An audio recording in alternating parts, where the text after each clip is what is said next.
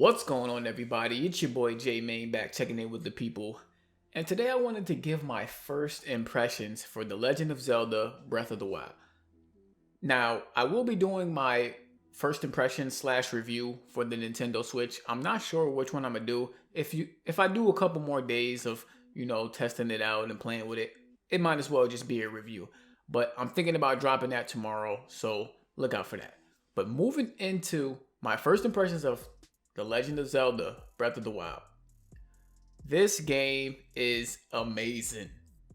Now, I gotta be honest, I am a fan of Zelda, but I can't say how can I put this? I don't have a huge history with Zelda.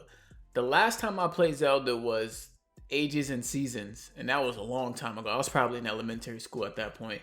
But when it comes to Ocarina of Time and Skyward Sword, all the Legend of Zelda console games, I haven't beaten not a single one. So, right there, it tells you everything you need to know about my history with Zelda. It ain't really much there. But, man, I'm loving this game from top to bottom. Actually, let me not say top to bottom. Because all the complaints about the frame rate issues when the Switch is docked are true when it comes to my situation. I usually play my Switch, portable mode, handheld mode, and that's probably how I'm going to play it 80% of the time. But today when I was recording gameplay, I had to dock it in order for, me to use my Elgato with the Switch. And the frame rates were horrible. And like Digital Foundry was saying, it was dropping to the low 20s. But it wasn't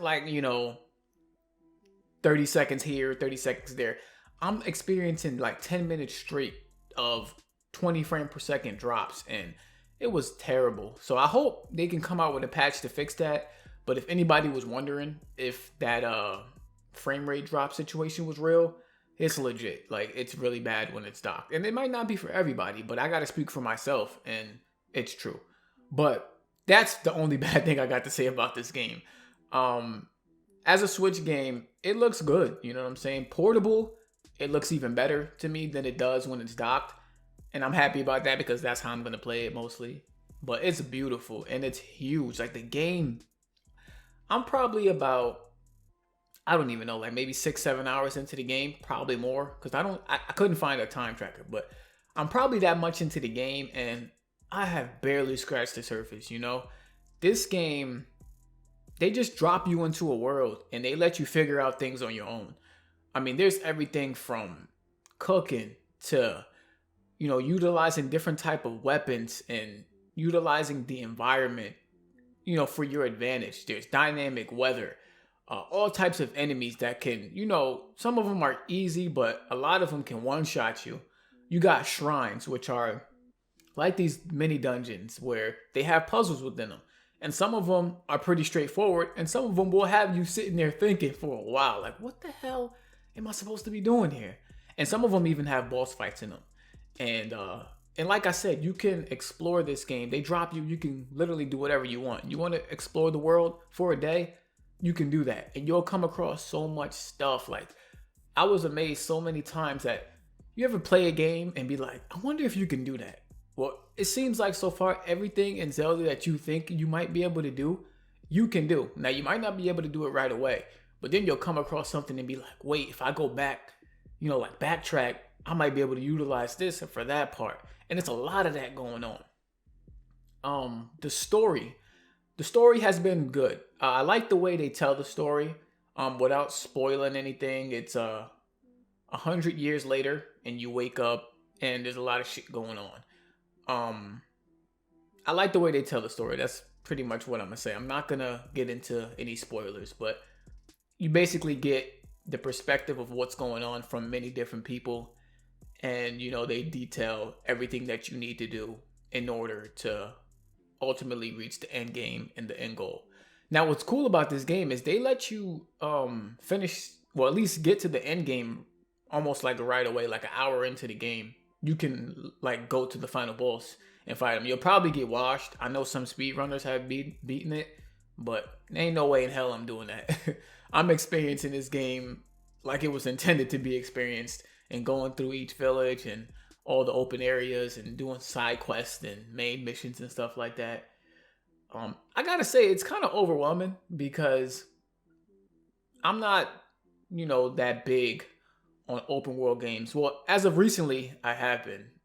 When I first got introduced to gaming and pretty much up until now, I've pretty much been like a linear type of experience gamer, but definitely been trying a lot of open world games, a lot of open RPGs and stuff like that. And this game, I mean, probably the biggest game I've ever played. And like I said, I'm 7 hours in and barely scratched the surface. Like, cause you can see the whole map, but you would have to unlock it. And you got these towers that expose the rest of the areas, but there's multiple towers. So you gotta like find them out in the open and they reveal parts of the map.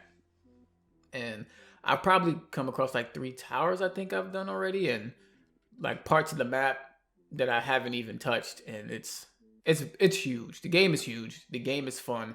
The combat is it's pretty simple. You got your attack. You can dodge when you're locked on. You can run. There's stamina, of course, and with the stamina, if you it takes effect when you're climbing and swimming. So if you're climbing up a tall cliff, and you can climb on anything you see, you can climb. That's dope as hell. But if you're climbing up a cliff and you run out of stamina, you will fall. And hopefully you are underneath a platform that's not too far down, or you will die. When you're swimming, if you're swimming and you run out of stamina, you will drown and die. So the game does not hold your hand. The game is not easy, but the game is fun as hell. You get a lot of tools from the beginning. They give you bombs, a couple type of bombs. This magnetic tool that helps you move items and objects around. You get the paraglider, which I'm so sure some of y'all seen in the trailer. That's a pretty dope and helpful item to get. And a couple other things, And then yeah. I'm just blown away by this game. Really blown away. And while I think it deserves the high praise that it's getting, that performance issue alone tells me that it's not a 10 out of 10. But that's just me personally. A lot of people don't look at performance and, dot points for it. But for me personally, I'm big on performance. And what I experienced earlier was just ridiculous. So, but other than that, the game is great. The game's amazing. I'm pretty sure if you got a Switch, you got this game. And if you got a Wii U, you probably picked this game up as well. But if you were interested in it, I give my recommendation 100%. Definitely check out this game. But that's my first impressions for Zelda Breath of the Wild. Like I said, I'll have my Switch review / impressions, whatever I decide to go with, probably up tomorrow. I'll get into that, all the features and the lack of features actually. But yeah, if you're new to the channel, I would love for you to stick around, subscribe, hit that thumbs up button if you like what you saw here. And I'll check y'all out in my next video. Peace.